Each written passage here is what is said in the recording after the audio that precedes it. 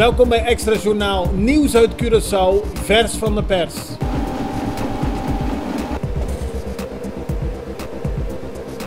En dit is het nieuws van vandaag. Volgens het Openbaar Ministerie is George Jamaluddin verantwoordelijk voor de dood van Helmin Wiels. Hij zou ervoor hebben gezorgd dat Elvis Couwas hem heeft omgebracht in 2013.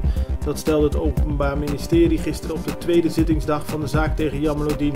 Tegen de oud-minister van Financiën is 30 jaar gevangenisstraf geëist.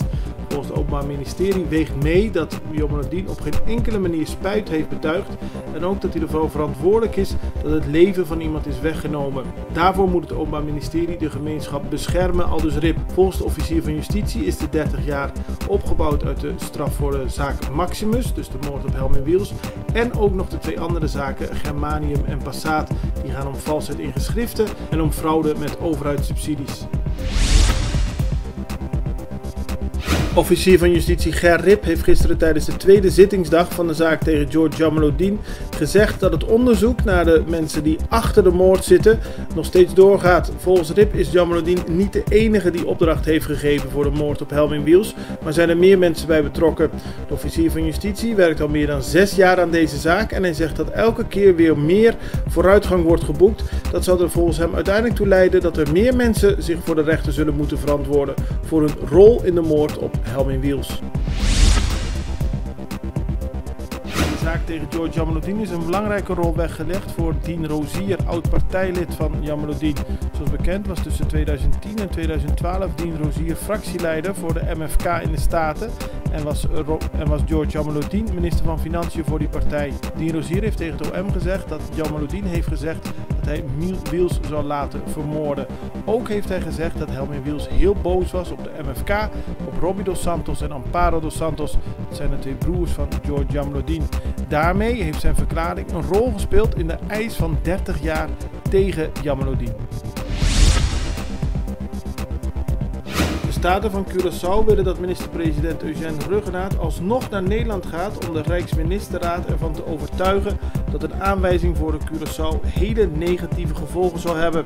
Ruggenaat had deze week een afspraak in Nederland met minister-president Mark Rutte, maar daar zag hij vanaf toen hij hoorde dat Nederland in de Rijksministerraad aanstaande vrijdag een aanwijzing wil aannemen. De Staten willen dat Ruggenaat toch gaat en duidelijk maakt aan Nederland dat er beter geen aanwijzing kan worden ingevoerd.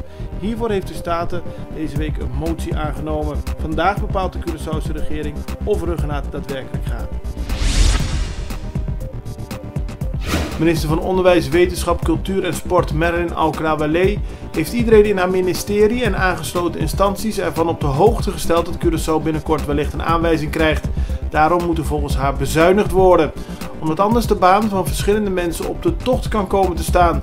Ze roept mensen vooral op om ervoor te zorgen dat er geen geld wordt verspild en dat er zuinig wordt omgegaan met gemeenschapsmiddelen.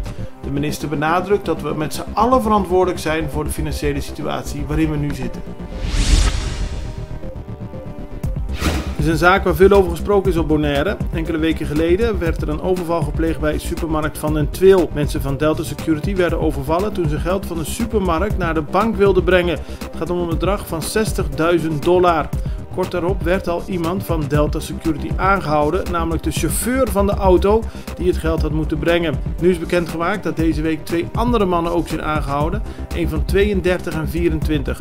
Daarmee lijkt de zaak steeds meer en meer duidelijk te worden en kunnen de mensen wellicht voor de rechter worden gebracht. Duizenden demonstranten zijn vanochtend in Hongkong samengekomen voor het hoofdkwartier van de regering. Er wordt gedebatteerd over een controversiële wet die uitlevering aan China mogelijk zou maken. De demonstranten verzamelden zich rond de belangrijke verkeersaders in de buurt van de regeringskantoren. Het straatbeeld is inmiddels een chaos door de vele betogers die door de straten lopen. De politie waarschuwde desnoods geweld te zullen gebruiken als ze zich niet terugtrekken. Ondertussen heeft de politie al meerdere malen traangas afgevuurd op demonstranten die met plastic flessen gooiden tijdens het massaprotest.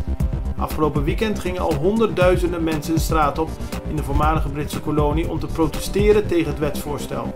Dit was Extra Journaal met nieuws uit Curaçao in het Nederlands elke doordeweekse dag. Tot de volgende keer.